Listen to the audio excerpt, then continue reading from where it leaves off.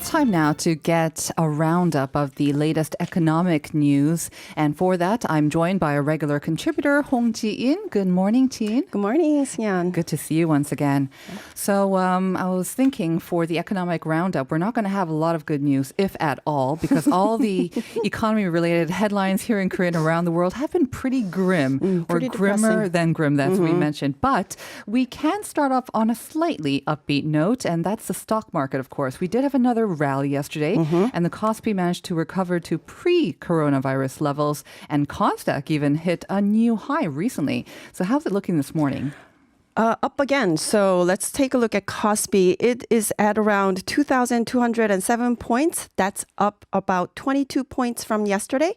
Kosdaq is at around 754 points, also up around 1 points from yesterday. So despite concerns over COVID-19 impact on the economy and the overnight report from the World Bank that the global economy will shrink 5.2%, which is the worst prediction. It's about 3 times worse than the financial crisis of 2008, I believe, right? Well, despite all that, the stock market continues to pick up gains thanks to stimulus packages being rolled out by various governments around the world, including the U.S. and Germany. More expectations of reopening the economies and progress in development of coronavirus vaccines. Right. So it seems like in the absence of places to invest, a lot of people are putting their money into the stock market. And that means also individual investors, or as we call them here in Korea, kemi, the ants. They managed to even post some big gains as well. Yeah, so let's rewind to March 19th, shall we? So that was when Kospi tumbled to an 11-year low of around 1,450 points. So today it was 2,200. So you can imagine how bad it was back then. So between March 19th and last Friday, so in less than about 3 months, the average return of the 10 most bought Kospi stocks was 66.5%. So, I mean, we can all do a math here, but if you invested 10,000 won in these stocks back in March 19th, you just made more than 16, your total money in your pocket is 16,000 won. In less than 3 months. Yeah, That's not not bad bad at all. With the interest rates being how they are right now.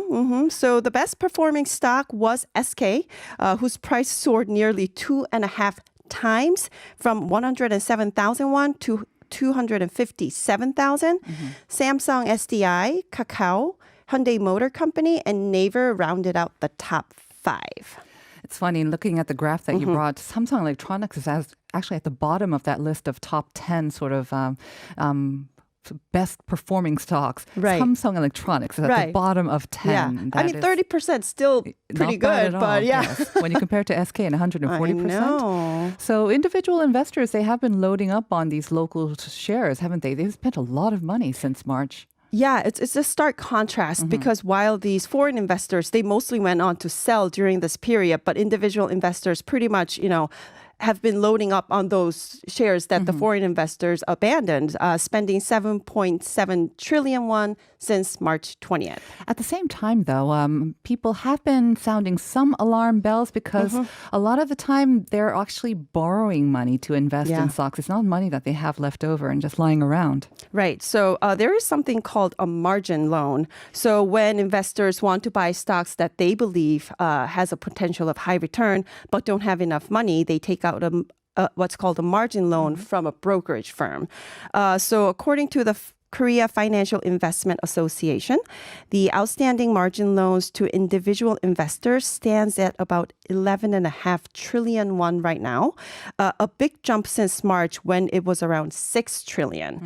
So the market watchers say that this means that the individual investors' confidence has recovered to the level before the full-fledged spread of COVID-19. Is it the right move? It depends on who you ask. It depends on your financial stability, also on your knowledge on the stock market. Or maybe basic sort of optimistic levels? Because I'm wondering what is the source of their optimism? As we said, there's not a lot of good news regarding the local and the global economy that's coming out these days. So I'm wondering if they have a different source Right? of information. Do they know that we do not know? Exactly, because the hard facts out there, like you Right. mentioned, even the World Bank's forecast, they do not forecast a recovery. They forecast a big downturn for at least the next year. So do we know what's causing this optimism? Right. So what's interesting is that things look quite similar in the U.S. It's too. not just here. Right. So the stock market is booming on Wall Street despite a double-digit jobless rate in the U.S. All these Black Lives Matter protests and the coronavirus deaths topping 11,000. And overnight, the National Bureau of Economic Research made it official that, surprise, surprise, the U.S. is in a recession. However, two major reasons for this disconnect, so-called disconnect between the stock market and the economy, experts say are, both for Korea and the U.S., is the unprecedented stimulus from the government and investors not wanting to miss out on this monster returns that we've just seen once the economy recovers. But because of this disconnect, some critics say the market lacks an additional momentum for growth, just like the financial crisis back in 2008, 2009. The stock market was doing great just months before. Right. So you will all have to watch out. But, others who are more optimistic, they believe that businesses will get back on track as soon as the development of the coronavirus vaccine nears completion. And I guess a lot of the people might be also thinking things can't get any worse from here. So we might think that the market has hit bottom and they think it's now is a time to buy.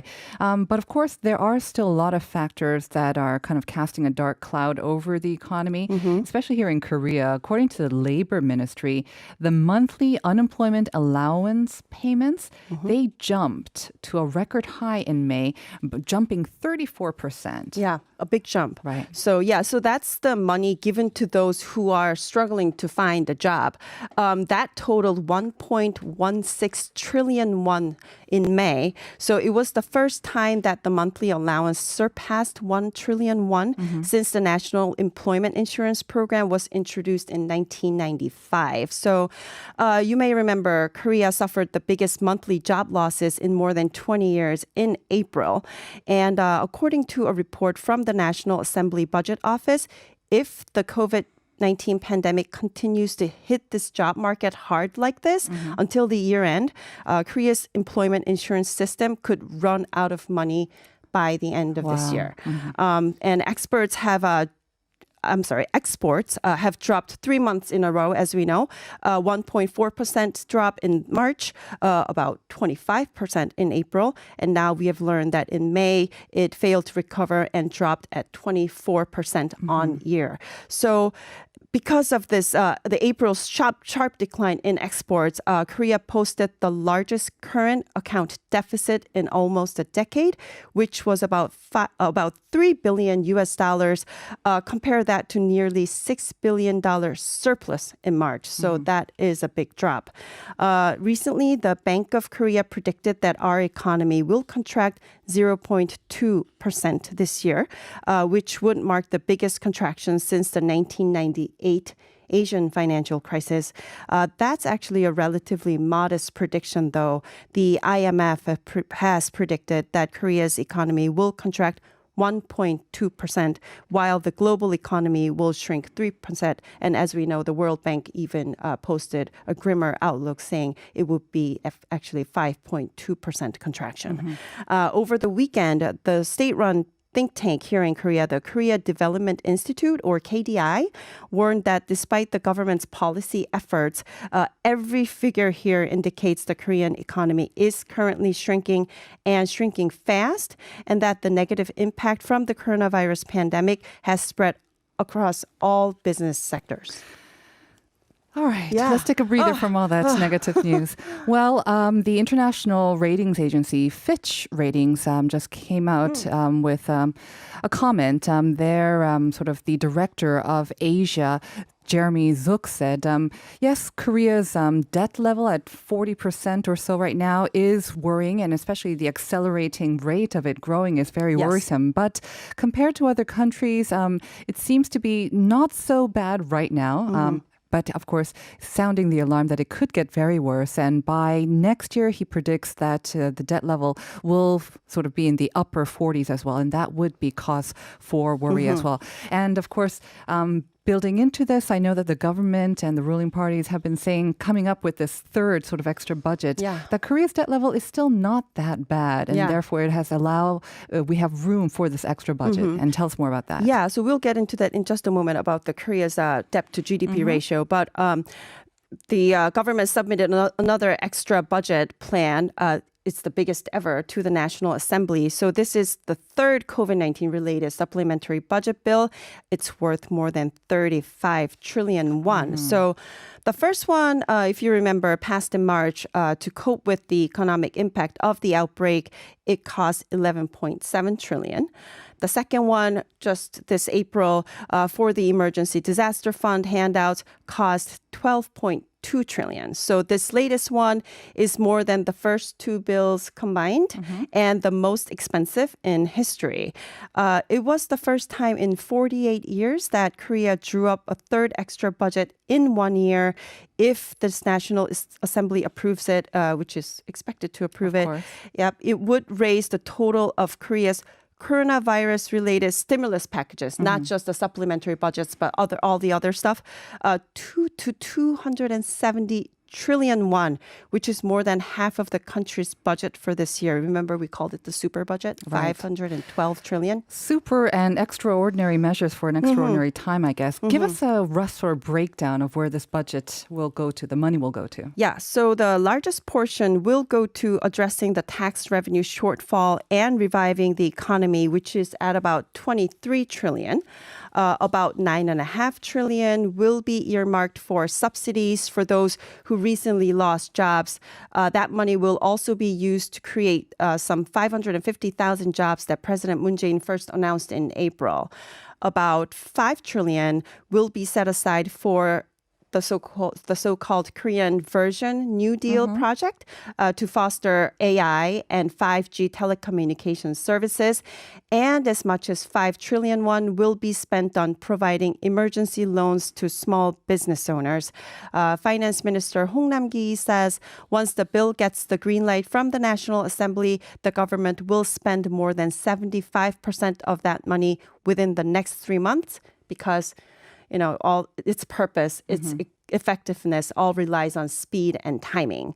The minister also said that this extra budget will play a significant role in boosting economic growth and creating jobs, not just right now, not just into the short term, but also after the pandemic wanes. And of course, the minister is much aware of that this extra budget will raise the national debt to a record level. But again, he's saying that taking no action would actually do more long-term harm to the economy. And this is absolutely necessary. Yeah. So as we talked before, this third supplementary budget, it will push Korea's debt to GDP ratio to 43.5% compared with about 40% before the virus crisis. Minister Hong said that aggressive use of all fiscal resources can benefit the country in the long run. And he also echoed what President Moon said last month, that Korea's debt to GDP ratio is still far lower than the OECD average of 110%. However, yes, there is a concern. A debt is a debt.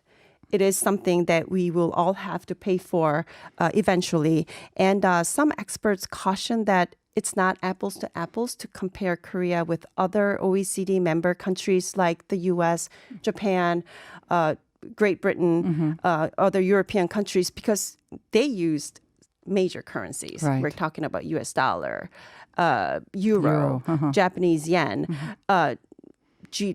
Great Britain, the pounds. These are relatively stable. Korean won?